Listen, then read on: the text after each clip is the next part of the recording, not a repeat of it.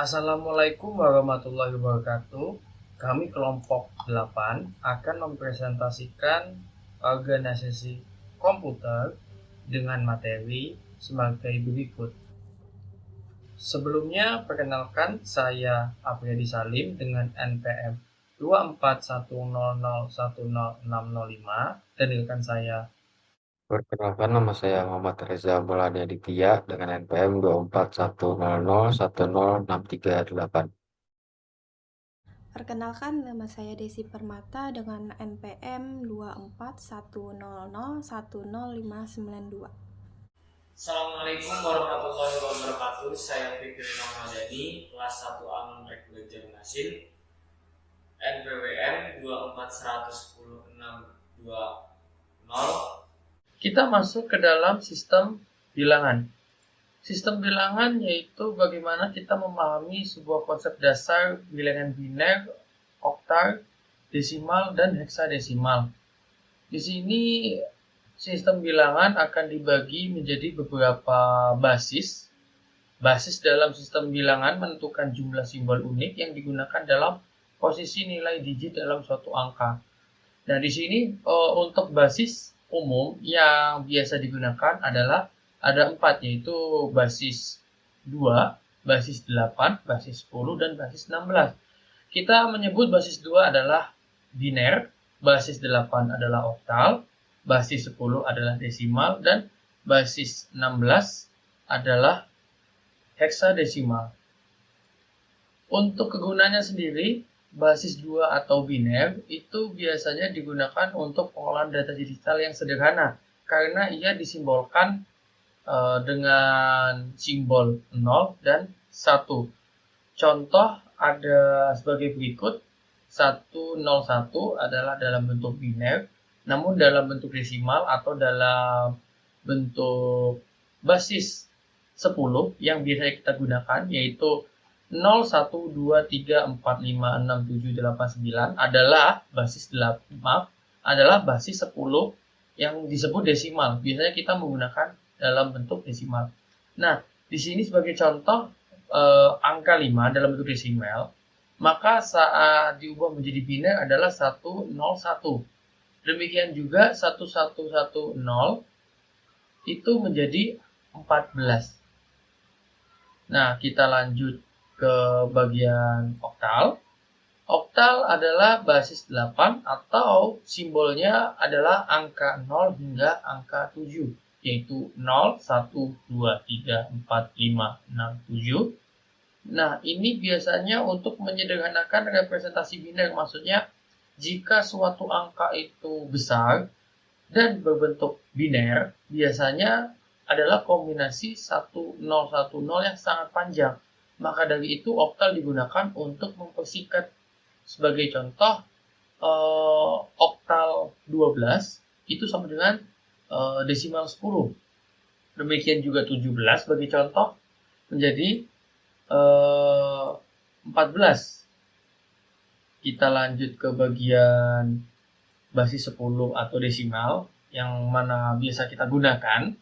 Simbolnya itu 0 sampai 9. Ini adalah sistem bilangan yang umum digunakan sehari-hari karena simbolnya menggunakan angka 0 sampai angka 9 seperti itu. Jadi desimal ini sebagai base atau sebagai bentuk utama untuk sehari-hari. Nah, selain desimal, yang terakhir yang bisa digunakan yaitu heksadesimal. Heksadesimal di sini diwakilkan angka dan juga huruf. Di sini angka 0, simbol 0 sampai angka 9, lalu dilanjutkan huruf A sampai F, seperti itu. Nah, di sini ada 0, 1, 2, 3, 4, 5, 6, 7, 8, 9, lalu dilanjutkan A. A ini layaknya angka 10, namun disimbolkan menjadi huruf A.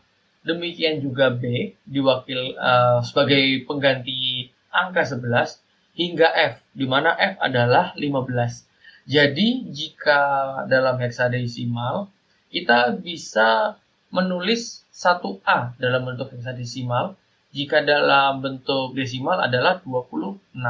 Demikian juga dalam hexadesimal dengan simbol FF atau double F, maka pada desimal atau dalam bentuk angka sehari-hari kita, yaitu bagi 10 adalah 255. Nah, untuk pengenalan sederhana ini, kita akan memasuki bahasan tentang konversi bilangan. Bagaimana kita mengkonversi antar basis dengan kelipatan 2, ataupun yang tidak. Maksudnya nanti akan ada dua cara, yaitu trik pengelompokan digit dan juga metode umum, di mana metode umum ini nanti kita akan mengkonversi semua sumber basis ke dalam basis 10. Setelah dalam basis 10 kita convert lagi atau kita ubah lagi menjadi basis yang kita inginkan, seperti itu. Kita lanjutkan. Di sini ada dua metode trik pengelompokan digit dan metode umum. Nah, kita masuk ke dalam konversi bilangan dengan trik pengelompokan digit. Dapat dilakukan jika basis tujuan adalah pangkat dari 2. Maksudnya bagaimana? Maksudnya adalah biner adalah basis 2. Oktal adalah basis 8. Maka dari itu kita bisa mengkonversi dari biner ke oktal itu dengan cara pemangkatan. Ataupun kita memiliki angka yang dalam bentuk biner, dapat kita konversi menjadi heksadesimal, yang mana heksadesimal adalah basisnya 16. 2 ke 16 adalah 2 pangkat 4. Seperti itu. Kita akan masuk ke dalam contoh pertama. Contoh pertama adalah basis 2 ke basis 8, di mana untuk basis 2 ke 8 itu adalah 2 pangkat 3. Maksudnya 2 pangkat 3 kan sama dengan 8. Maka dari itu kita akan kelompokkan dari belakang ke depan 3 digit, 3 digit, 3 digit. Sebagai contoh di sini ada contoh bilangan biner 110, 110, 1. Maka dari itu dari kanan atau dari belakang akan kita pisahkan. Jika dari belakang, maka 101, 101, dan yang paling kiri adalah 1. Nah, karena kita kelompokkan setiap 3 digit, maka pada angka yang belakang ini yang hanya ada 1 digit, kita tambahkan 2 0. Kenapa 2 0? Karena jika diberikan 20, maka akan menjadi 001. Dalam arti menjadi 3 digit. Maka dari itu akan diperoleh 3 kelompok bilangan, di mana setiap kelompok berisi 3 digit. Yaitu jika dibaca dari kiri, yaitu 001, 101, 101. Itu adalah langkah pertama. Itu adalah langkah pertama. Nah, langkah kedua adalah konversi tiap kelompok ke dalam desimal. Kelompok pertama adalah 001, kelompok kedua adalah 101, dan kelompok ketiga juga 101. Baik, kita lanjut ke dalam perkalian. Nah, di sini 001 akan dikalikan dengan angka 2 dan pangkat ke n atau pangkat sesuai lokasi atau letak angka tersebut. Semakin kanan dia pangkat 0, dan bertambah 1 setiap berangkat ke arah kiri. Maka dari itu, jika kita baca 001 dari kanan, maka dibaca 100. 1 akan dikalikan dengan 2 pangkat 0. Kenapa 2 pangkat 0? Karena dia adalah letak posisi paling pertama. Lanjut ke bagian kedua, yaitu 0 kali 2 pangkat 1, karena dia memiliki letak kedua. Demikian juga 0 kali 2 pangkat 2, karena dia terletak pada posisi paling kiri. Demikian juga yang lainnya. Nah, di sini jika kita hitung, 2 pangkat 0 adalah 1, 2 pangkat 1 adalah 2, dan 2 pangkat 2 adalah 4. Nah, di sini teman-teman bisa lihat, dari pemangkatan jadi satu angka utuh, lalu tinggal dikalikan, lalu setelah dikalikan akan ditambah.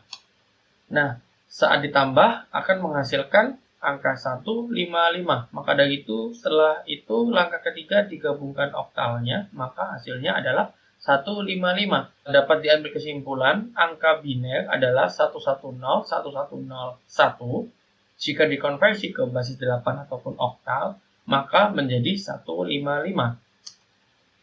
Contoh kedua, basis 2 ke basis 16. Karena sama-sama memiliki hubungan dengan pemangkatan 2, maka kita cari 2 pangkat berapa yang menjadi 16.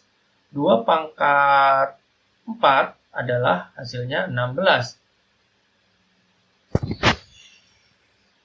2 pangkat 4 adalah hasilnya 16. Maka dari itu kita kelompokkan 4 digit dari kanan ke kiri. Akan dari bilangan biner 101, 1010, maka akan menjadi kelompok-kelompok seperti 1 jika dari kanan maka 0101, lalu kelompok kedua 101. Karena kelompok kedua tidak 4 digit atau kurang 1 digit, maka kita tambahkan 0. Baik, setelah itu langkah kedua adalah konversi tiap kelompok ke dalam desimal. Kita bisa masukkan seperti contoh pertama tadi. Di sini kita dapat kelompokkan ataupun berikan pemangkatan sesuai letaknya. Paling kanan adalah 2 pangkat 0. Lalu masuk ke posisi kedua dari kanan akan ditambah 2 pangkat 1 dan seterusnya hingga 2 pangkat 3. Setelah itu kita kerjakan yang 2 pemangkatan, akan mendapatkan angka utuh, kita lakukan pengalian. Lalu yang terakhir kita tambahkan. Di sini sebagai contoh 0 tambah 4 tambah 0 tambah 1 sama dengan 5. Demikian juga pada kelompok 1010, yaitu 8 ditambah 0 ditambah 2 dan tambah 0. Hasilnya adalah 10. Tapi kembali ke aturan pertama kita tadi, simbol pada basis 16 adalah 5A dalam hexadesimal. Jadi kita tadi sudah melihat 10111010 adalah binernya, 155 adalah oktalnya, dan 5A adalah hexadesimalnya.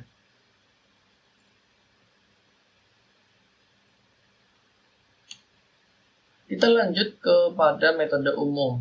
Di sini yaitu basis tujuan bukan pangkat dari 2. Gunakan metode 2 tahap saja, yaitu basis asal ke desimal, desimal ke basis tujuan.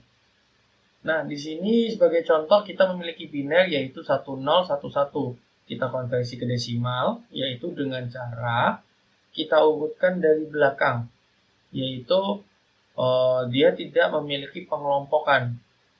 Paling kanan dikalikan 0, dari paling kanan dikalikan 2 pangkat 0 hingga paling kiri dipangkat 2, dari kanan dipangkatkan 2 pangkat 0 dan paling kiri dikalikan 2 pangkat 3 karena dia memiliki jarak 3 posisi dari yang paling kanan. Nah, di sini kita bisa lihat bahwa 2 pangkat 3 sama dengan 8, lalu dikalikan 1 sama dengan 8.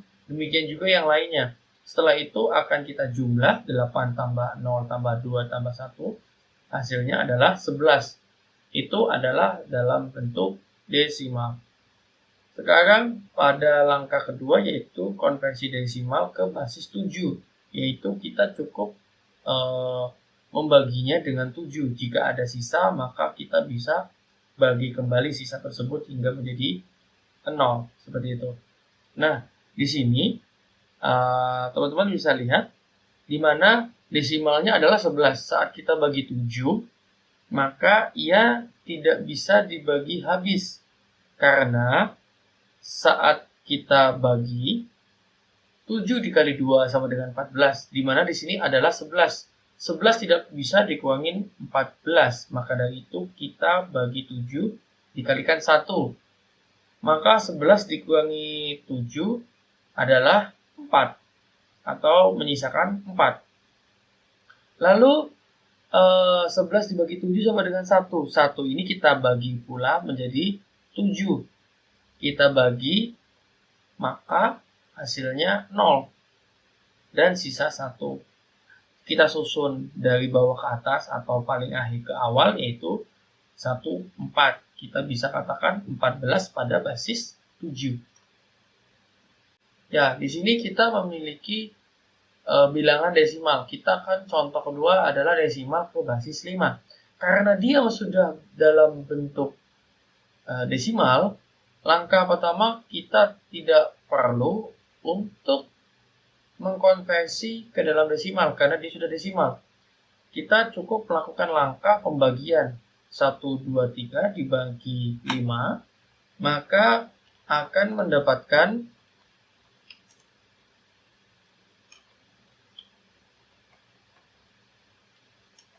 maka akan mendapatkan 1, 2, 3 dibagi 5 adalah 24,6. Maka dari itu kita ambil yang 24. Jika kita kalikan 24 kali 5, maka menghasilkan 120. 123 dikurangi 120, maka menghasilkan 3.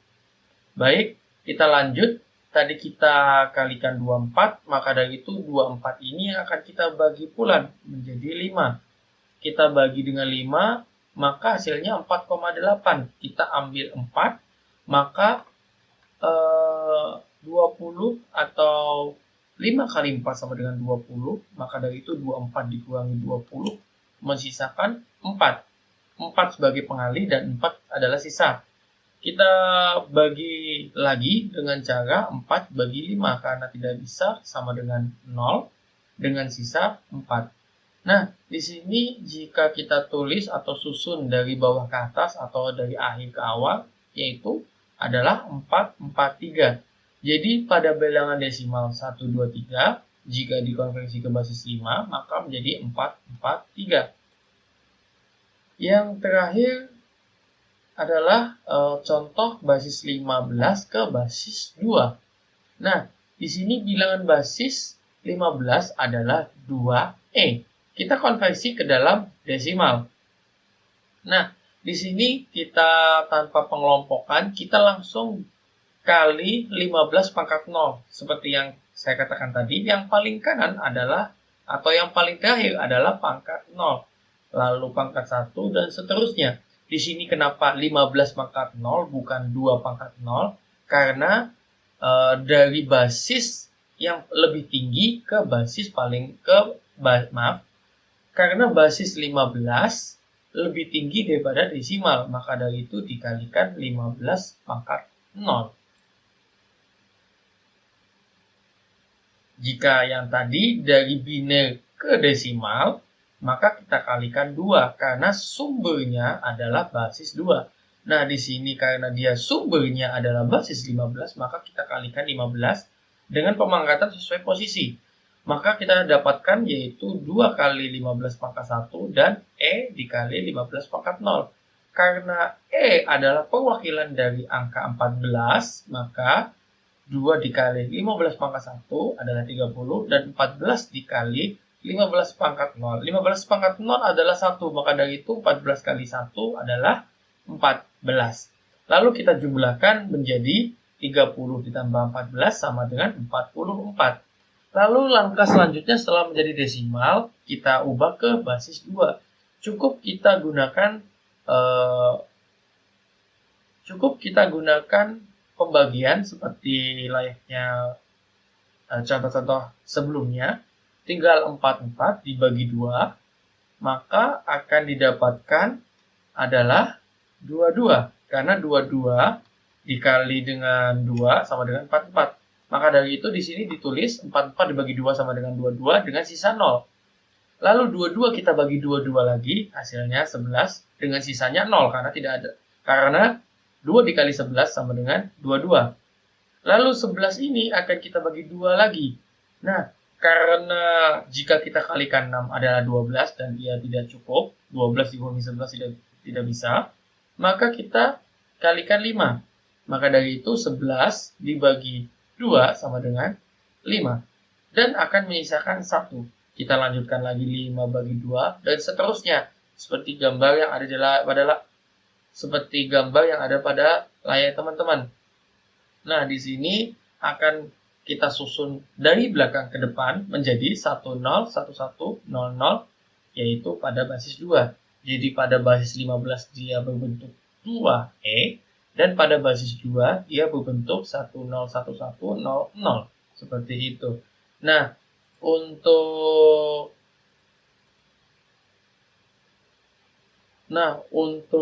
sistem bilangan sendiri, teman-teman sudah tahu, yaitu memiliki kegunaannya masing-masing dari biner hingga heksadesimal, di mana ini akan digunakan untuk dalam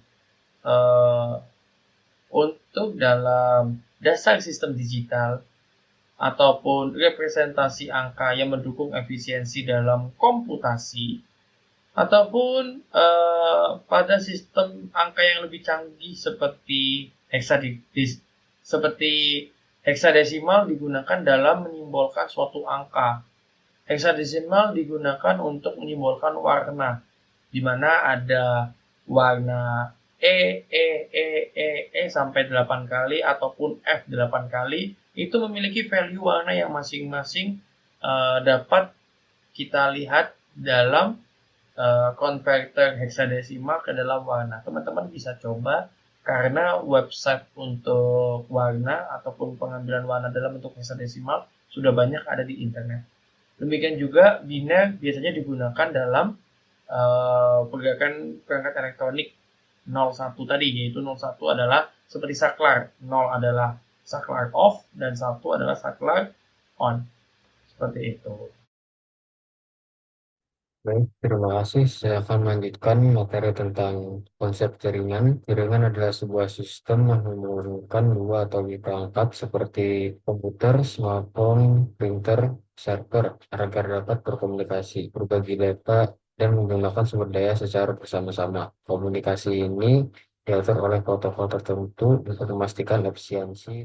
Selanjutnya ada konsep jaringan komputer. Konsep jaringan komputer sendiri melibatkan komunikasi, memungkinkan perangkat saling bertukar informasi pada berbagi sumber daya, penggunaan sumber daya seperti printer atau koneksi internet secara bersamaan. Juga ada efisiensi dan keandalan, menggunakan protokol seperti TCP atau P untuk memastikan data terkirim tanpa gangguan atau kesalahan. Selanjutnya kita masuk ke komponen jaringan. Komponen jaringan sendiri terbagi menjadi dua, yaitu hardware dan software. Pertama, perangkat keras, ada komputer atau perangkat klien. Perangkat ini digunakan untuk mengakses jaringan. Komputer klien menjalankan aplikasi jaringan dan memungkinkan pengguna untuk berinteraksi dengan data yang tersedia di server atau perangkat lain.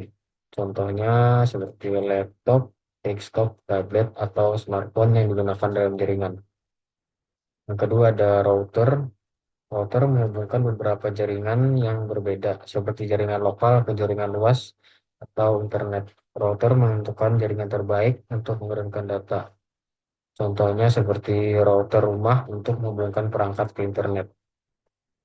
Yang ketiga ada switch and hub. Untuk switch sendiri menghubungkan perangkat dalam jaringan lokal dan mengelola lalu lintas data untuk memastikan setiap perangkat menerima data yang sesuai. Dan hub menghubungkan perangkat dalam jaringan tetapi tidak memiliki kemampuan mengelola lalu lintas seperti switch. Contohnya, switch digunakan di kantor untuk menghubungkan komputer karyawan. Yang keempat ada access point. Access point memungkinkan perangkat berkabel untuk bergabung ke jaringan, terutama dalam jaringan Wi-Fi. Contoh access point di kafe atau pusat perbelanjaan untuk menyediakan Wi-Fi bagi pengunjung. Yang kelima ada network interface card atau NIC. NIC adalah perangkat keras yang memungkinkan komputer atau perangkat lain untuk terhubung ke jaringan. NIC dapat berupa kartu Ethernet atau perangkat eksternal. Contohnya NIC Ethernet atau adaptor Wi-Fi pada laptop. Yang keenam ada transmisi kabel. Untuk transmisi media transmisi terbagi menjadi dua, yaitu kabel jaringan atau Ethernet. digunakan untuk koneksi fisik atau perangkat seperti antara komputer dan switch. Kedua, ada sinyal nirkabel, memanfaatkan gelombang radio atau inframerah untuk komunikasi antar perangkat. Contoh, kabel Cat6 untuk jaringan kabel atau WiFi untuk jaringan nirkabel. Terus selanjutnya kita masuk ke perangkat lunak atau software. Pertama ada sistem operasi jaringan. Sistem operasi jaringan sendiri digunakan untuk mengelola komunikasi antar perangkat dalam jaringan, termasuk berbagi sumber daya dan pengaturan izin akses. Contoh, Windows Server digunakan untuk mengelola jaringan perusahaan. Kedua ada Linux, populer untuk server karena sifatnya open source dan fleksibel. Kedua ada protokol jaringan. Protokol mengatur cara data dikirim, diterima, diproses dalam jaringan. Contohnya TCP atau IP, protokol utama untuk komunikasi data di internet. Ketiga ada aplikasi jaringan. Aplikasi ini mendukung aktivitas jaringan seperti manajemen data, komunikasi, dan berbagi informasi. Contohnya browser web seperti Google Chrome, Mozilla, Firefox untuk mengakses internet. Di sini saya akan menjelaskan tentang sistem perangkat lunak, membahas jenis-jenis perangkat lunak dan fungsinya dalam sistem komputer. Apakah kamu sistem perangkat lunak? Perangkat lunak adalah sebuah sistem yang dirancang untuk menghubungkan pengguna dengan perangkat keras seperti komputer, smartphone, printer, atau server, memungkinkan pengendalian perangkat, pengolahan data, dan pemanfaatan sumber daya secara bersama-sama. Dan juga di sini ada jenis sistem perangkat lunak dibagi menjadi 4, dan yang pertama sistem operasi, jantung perangkat yang menghidupkan dan mengatur segala aktivitas.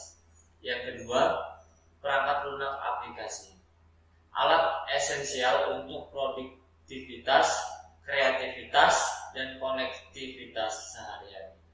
Yang ketiga, perangkat lunak utilitas, mendukung kinerja optimal dengan keamanan dan pengelolaan cerdas. Dan yang terakhir yang keempat, perangkat lunak pengembangan, platform inovasi untuk menciptakan solusi dan teknologi masa depan. Adapun juga manfaat sistem perangkat lunak yaitu dibagi menjadi 5. Yang pertama meningkatkan efisiensi kerja, yang kedua mengotomatisasi proses, yang ketiga meningkatkan kemampuan komunikasi, dan yang keempat mendukung inovasi, dan yang kelima pengelolaan data yang lebih baik. Baik, terima kasih. Saya akan melanjutkan presentasi pada bagian sistem operasi. Apa sih sistem operasi? Sistem operasi adalah perangkat lunak yang dirancang untuk mengelola dan menghubungkan perangkat keras seperti komputer, smartphone, atau server dengan aplikasi dan pengguna, yang memungkinkan pengendalian perangkat, pengelolaan data, dan pengelolaan sumber daya secara efisien. Sejarah sistem operasi. Sistem operasi pada generasi pertama dimulai pada tahun 1940-an, generasi kedua 1960-an, generasi ketiga pada tahun 1970, dan generasi keempat pada tahun 1980 hingga sekarang. Adapun jenis-jenis sistem operasi. Yang pertama, sistem operasi desktop, yang kedua sistem operasi mobile, yang ketiga sistem operasi server, yang keempat sistem operasi real time, dan yang kelima berbasis antarmuka. Adapun proses-proses pada sistem operasi, yang pertama manajemen proses, yang kedua manajemen memori, yang ketiga manajemen file, yang keempat manajemen input atau output, dan yang kelima keamanan dan proteksi. Terima kasih. Jadi saya akan menjelaskan tentang sistem interkoneksi, mengulas bagaimana perangkat saling terhubung dalam sebuah sistem komputasi. Apakah kamu sistem interkoneksi? Set instruksi adalah kumpulan perintah dasar yang dimengerti langsung oleh prosesor untuk menjalankan berbagai operasi. seperti pengolahan data, kontrol, alur, program, dan interaksi dengan perangkat input ataupun output. Setiap prosesor memiliki set instruksi yang spesifik, meskipun banyak instruksi dasar yang serupa antara arsitektur yang berbeda. Di sini pun juga ada jenis sistem interkoneksi. Ada dua, yaitu interkoneksi internal, icon bus data, prosesor, dan memori. Contoh interkoneksi internal, bus data, bus kontrol, dan bus alamat. Yang kedua, interkoneksi eksternal, icon, jaringan global, internet, dan USB. Contoh interkoneksi eksternal yaitu internet, PC, dan USB. Apa itu perkiraan beban? Perkiraan beban adalah proses memprediksi kapasitas sistem yang dibutuhkan untuk mendukung komunikasi dan transfer data tanpa gangguan. Hal ini penting untuk memastikan kinerja optimal, terutama dalam sistem yang melayani banyak pengguna atau perangkat.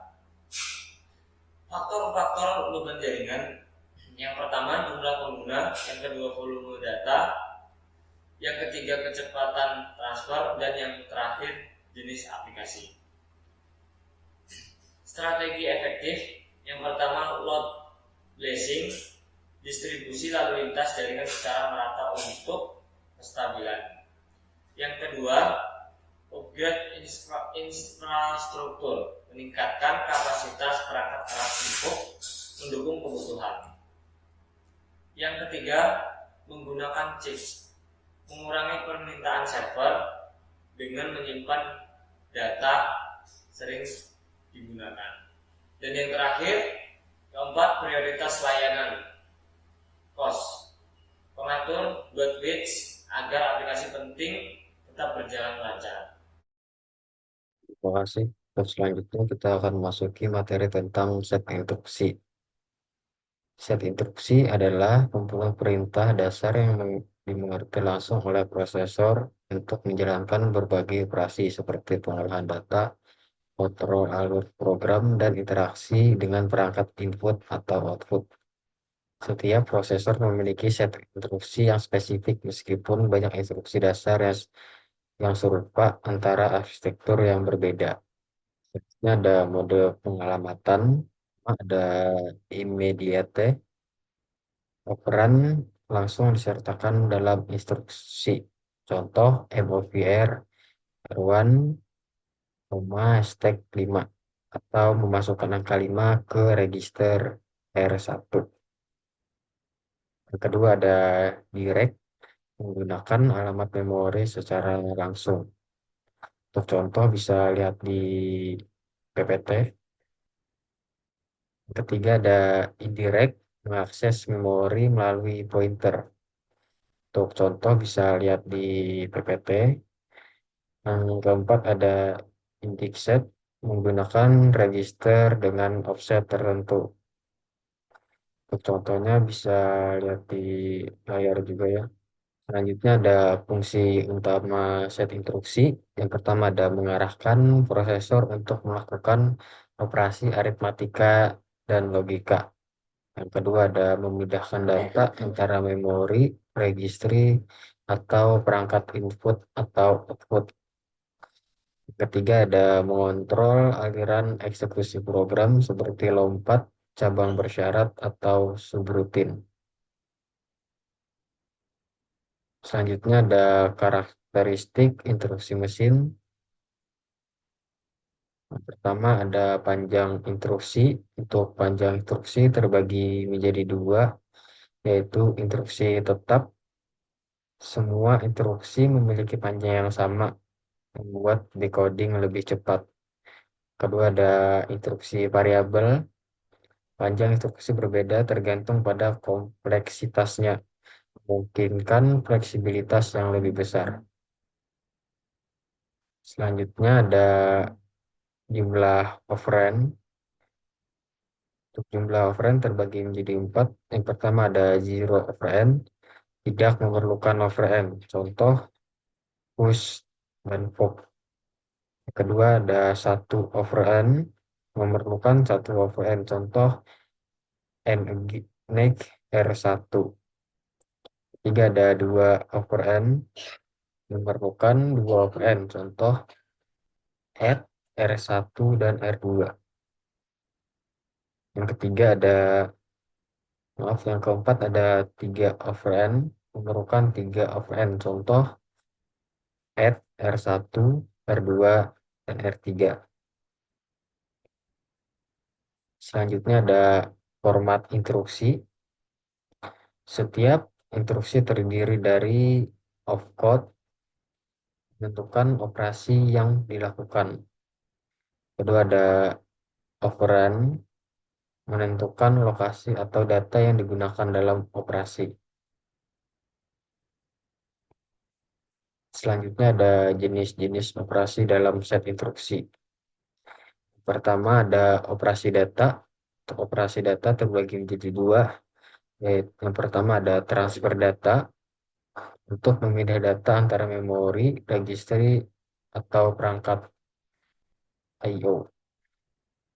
Contoh MOV R1 dan R2, memindahkan nilai dari R2 ke R1. Selanjutnya ada manipulasi data aritmatika.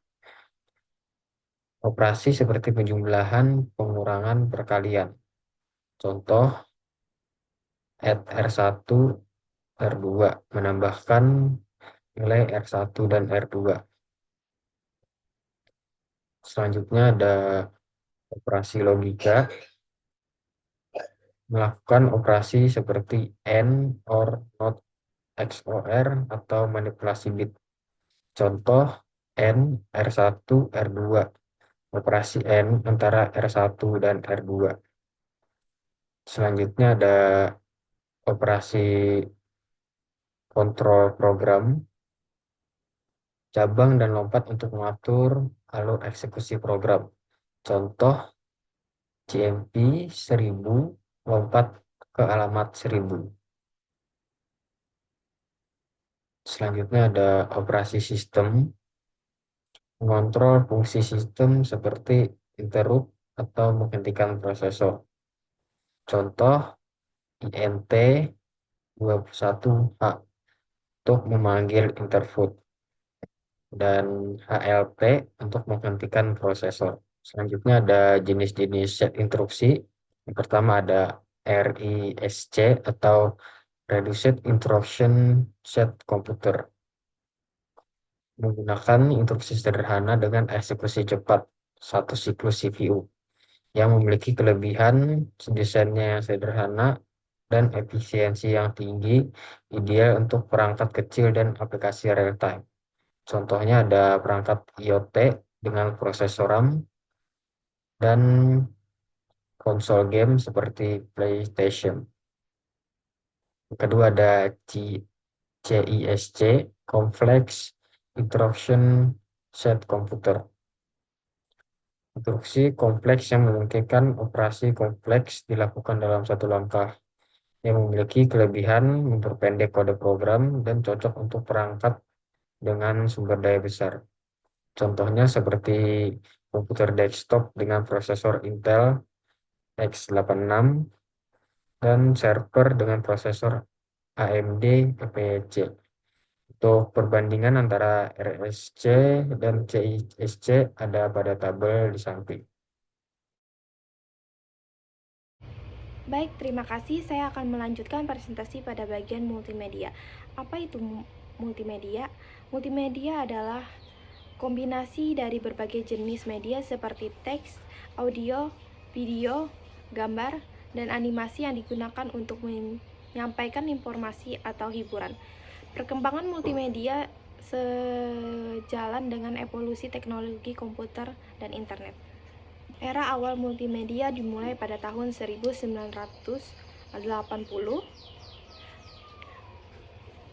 lanjutkan pada tahun 2005 era audio dan video, lalu 2015 era digital dan interaktif. Selanjutnya ada kelebihan dari multimedia. Yang pertama, meningkatkan efektivitas komunikasi, pesan lebih menarik dan mudah dipahami. Yang kedua, penggayaan dan pengalaman pengguna, misalkan animasi dan video membuat konten lebih interaktif. Yang ketiga, efisiensi menyampaikan informasi. Informasi kompleks disajikan dengan cara sederhana. Yang keempat, fleksibilitas dapat digunakan di komputer, smartphone, atau televisi. Dan yang kelima, menarik dan interaktif. Pembelajaran lebih menyenangkan dan mudah diingat. Adapun spesifikasi multimedia. Yang pertama, perangkat lunak itu ada prosesor dan RAM, penyimpanan, kartu grafis, layar, dan audio. Untuk spesifikasi komputer multimedia perangkat lunak itu ada aplikasi editing, tools interaktif, dan player multimedia. Sekian dari saya, terima kasih. Baik, jika ada salah kata, mohon maaf sebesar-besarnya. Kami kelompok 8, terima kasih sudah menonton hingga akhir. Kami ucapkan terima kasih.